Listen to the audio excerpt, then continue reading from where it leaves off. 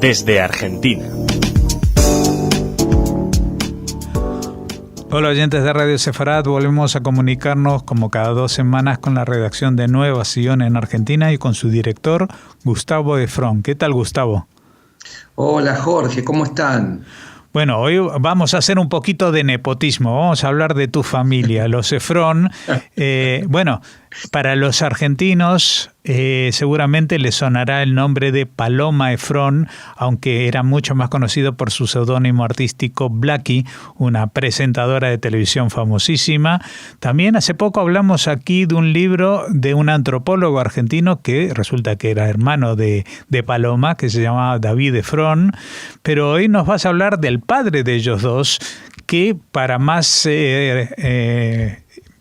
información era tío bisabuelo tuyo, Yedidio Efron, ¿no? ¿Quién era Yedidio Efron? Exacto, Yedidio o Idide, digamos, como es el nombre que lo conocían todos, digamos, originalmente en Yiddish, ¿no? Que efectivamente fue el papá de Blackie, de David, y tuvo 5 hijos, y fue un gran, digamos, docente, guía espiritual de la época, ¿no? Un dirigente comunitario del judaísmo argentino. Y incluso, como para empezar a presentarlo, de la importancia que tuvo, es que la red escolar judía, digamos, fue organizada y orientada por Yedidio o Idide, y de hecho fue la única como tal, original en todo el mundo de la diáspora, ¿no? Es decir, los que estudian educación judía en Argentina dicen que en sus libros no es posible estudiar la historia de la educación judía en Argentina sin nombrar a Yedidio Efron, a quien algunos lo han llamado el Sarmiento de la colectividad judía, ¿no? Bueno, expliquemos a los que no son argentinos que Sarmiento fue un educador y presidente argentino que impulsó la alfabetización y digamos que ha quedado como símbolo del gran maestro, ¿no?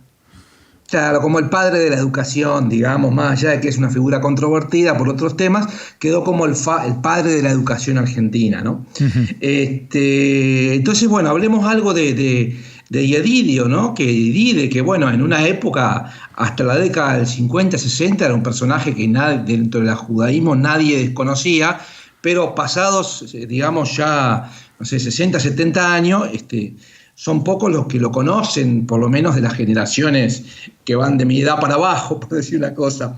Yedidio nació, digamos, en Grodno, ¿no? En realidad lo que es la provincia de Grodno, el pueblo se llama Amdur. Amdur está esto está en la actual Bielorrusia, ¿no? En el límite entre Ucrania y Bielorrusia. Y nació en 1878, y es el quinto hijo del matrimonio de Mote o Mordejai Efron y Peshe Sergei, ¿no? Yedidio, toda esta información que yo voy a contar en algún punto me la han transmitido personas que han estudiado este tema, ¿no? Tales como Julio Mazo, ¿no? Que ha estudiado mucho este tema, ha sido un gran investigador de la familia Efron, porque es la familia. La misma Gabriela Efron, que es la hija de David Efron, que ella vive en Canadá también, digamos, y de hecho hay un libro del profesor Lázaro Shallman que se llama Vida y obra de Yedidio Efron, ¿no? Entonces, Yedidio fue educado en una vida judía, bien judía, plenamente judía, y a los 5 años ya estudiaba la Biblia, ¿no? A los 10 ya tenía comentario, y a los 15 ya estudiaba el Talmud, ¿no? A los 17 años debió suspender los estudios por la emigración, ¿no? Por venir.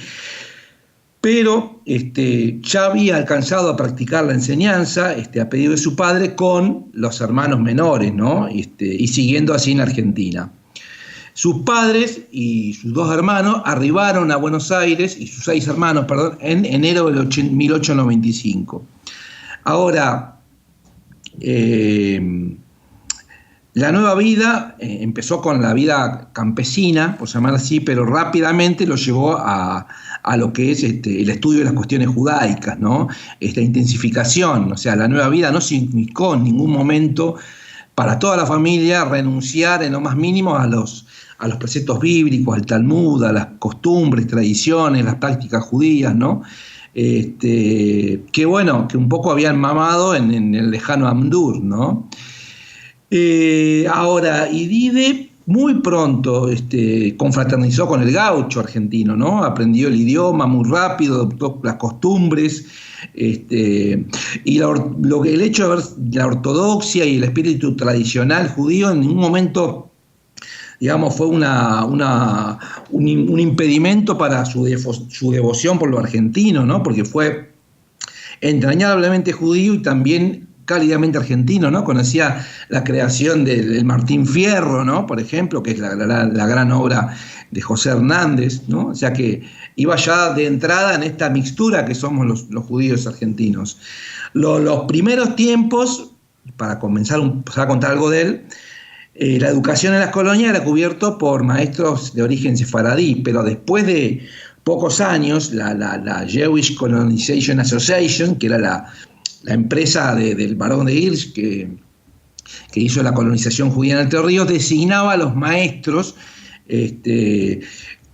digamos, como maestros a los egresados de las escuelas locales, ¿no?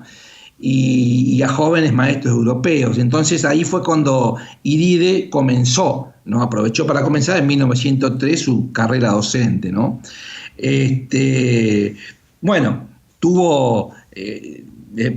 paralelamente tuvo sus 5 hijos, David, Sime, Tobías, Rafael y Taibe, ¿no? Que es Blackie, y todos de algún punto sobresalieron, ¿no? En diferentes campos, ¿no? La música, la radio, la televisión.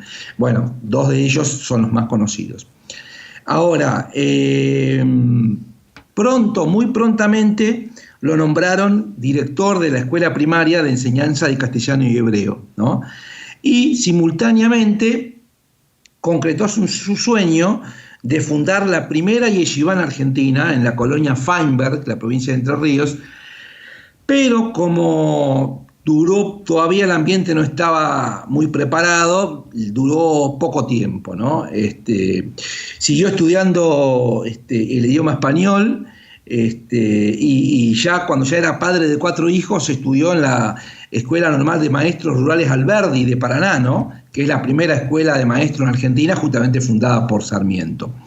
En el 14 fue designado inspector de las escuelas de Basel-Bilbaso y Boisesville, y fundó la Liga de Maestros de la Jewish Colonization Association, y luego, poco tiempo después, se trasladó a Buenos Aires, ¿no? Donde fue nombrado inspector de cursos religiosos de la Jewish y luego director general fue nombrado. Y a partir de entonces dedicó ininterrumpidamente y de manera exclusiva a la educación judía, no solo en Argentina, sino también en Chile, Uruguay, Paraguay, creando escuelas en cualquier lugar donde haya una colectividad, aunque fuera pequeña. Y bueno, trabajando con la pedagogía de los docentes, con la formación. Por eso, digamos, fue una de las personas en su momento, como dije hace un ratito, más respetadas y conocidas en muchos países de Latinoamérica en la comunidad judía, ¿no? En el 17, la congregación israelita, la SIRA, que es la antecesora de la AMIA, patrocinó la fundación de lo que es el Bada Hinuch, ¿no? El Bada Hinuch Haroshi, la dirección que luego sería, bueno, como la central de la educación judía. Y bueno, y lo tomó a cargo a través de la dirección también de las escuelas sostenida por la Jewish, y en algún punto fue quien sistematizó y planificó toda esta nueva central educativa. En la Guerra Mundial, en la plena Guerra Mundial, junto al gran rabino de la congregación, en su momento el doctor Guillermo Schlesinger, previeron el tema del flujo de maestros desde Europa y fundaron en el 43 el llamado Mahon Lelimudei Hayedidut, o sea, el Instituto Superior de Estudios Judaicos, para formar maestros con jóvenes nacidos en el país, ¿no? Esto es, bueno, es el primer lugar de formación de maestros en la Argentina, ¿no? El Mahón, como le llamaban todos, tomó gran prestigio por tener grandes planes didácticos avanzados, ¿no? Y otorgaba además becas al interior a jóvenes del interior que no estaban en condiciones de cubrir gastos, ¿no? Y bueno, ahí obviamente se graduaron los grandes maestros que luego formaron parte de las shules, de las escuelas judías, se formaron ahí, ¿no? Incluso muchos llegaron a ser parte de la intelectualidad judeo-argentina, ¿no? Bueno, por eso en el 50 Mahón fue la base para la creación de lo que es el Bad Hajinus HaMerkazi, que es justamente el Consejo Central de Educación Israelita, ¿no? Que ya tenía el antecedente en el Bad Hajinus que ya había nombrado antes. A partir de ahí, se concretó el sueño de la fundación de una escuela normal para maestras de religión y hebreo, ¿no? La Mejoná, como lo llamaron. La Jewish le encomendó, digamos, otro aspecto interesante, que es en 1941 un trabajo que es la realización de un censo social y económico de la población judía del país, ¿no? El primer gran censo en ese sentido, y sistemático me refiero, ¿no? Y en ese censo se marcaba que la población judía no pasaba de 321.000 almas, o sea, un 2,2% de la población total del país. Esto dio una precisión, digamos, muy, muy, muy clara al tema. Y él medio como que se molestaba cuando muchos dirigentes calificados propalaban la versión de que la comunidad contaba con 500.000 almas, ¿no? Y a raíz de eso publicó un claro alegato sobre la verdadera población israelita de la República Argentina en justamente el diario Mundo Israelita en 1950. En los últimos años de su vida prestó mucha atención a la necesidad de difundir la música israelí y el folclore judío. Fue un gran entusiasta en ese sentido, y bueno, incluso fue de los sostenedores del Instituto Simra, como se le llamaban, que un poco fomentaba la cultura judía, con canciones populares, composiciones litúrgicas, etcétera, ¿no?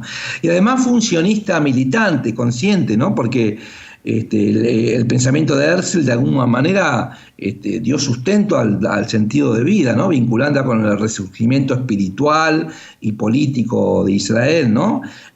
Fue uno de los líderes calificados de la Federación Sionista, e incluso el famoso profesor Nathan Lerner dijo que era como una presencia imposible de ignorar en las reuniones sionistas, ¿no? Y bueno, es una figura multifacética, ¿no? Porque un poco cumplió con dignidad las funciones diferentes en la vida comunitarias, y algunas de ellas junto al llamado guía espiritual de la congregación, y además uno de sus mejores amigos, que era el rabino Schlesinger. En algún punto se lo llamaba como que trabajaban juntos, y el rabino Schlesinger era para él un Rabba Koel, digamos, un verdadero Rabba Koel, ¿no?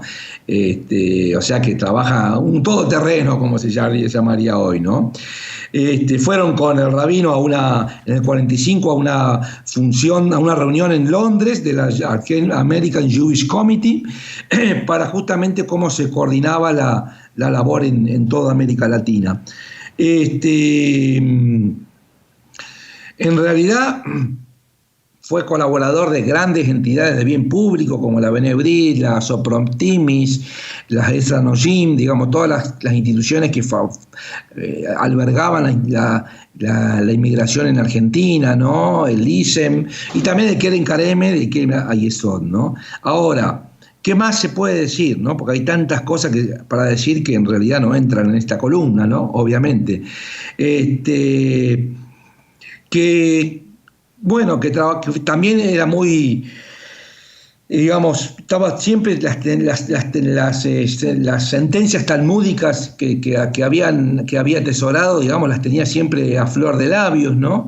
Y que, bueno, era un hombre religioso, pero espiritualmente se hallaba muy lejos del fanatismo, ¿no? Porque era comprensivo, era veraz, ¿no?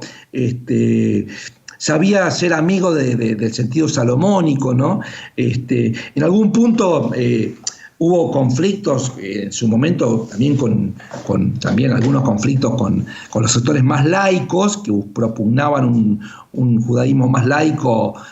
Por eso algunos amigos, cuando conté que estaba preparando esta columna, me habían dicho, tal vez los fundadores de Nueva Acción en ese momento estaban como medio peleados porque, bueno, había como, digamos, contrastes importantes entre una mirada y otro, pero con el tiempo uno va viendo y mirando, incluso yo creo que hoy todos los que en su momento podían tener una interna en ese sentido, con miradas del judaísmo contrapuestas, pueden reconocer el valor que cada uno tuvo para esta historia, ¿no? Los fundadores de Innovación y también la educación, que es fundamental, y bueno, el aporte de Yedidio a la educación. Como padre también fue, digamos, celebró mucho los éxitos de sus hijos, ¿no? Obviamente que estaba enorgullecido de que David, su hijo, que fue un antropólogo que refutó, digamos, las teorías de los antropólogos nazis en su obra Gesto, Raza y Cultura, ¿no? Y que incluso como argumento de autoridad, digamos, consiguió el testimonio del gran poeta litúrgico judeo español Yehuda Levi, ¿no? También la hija de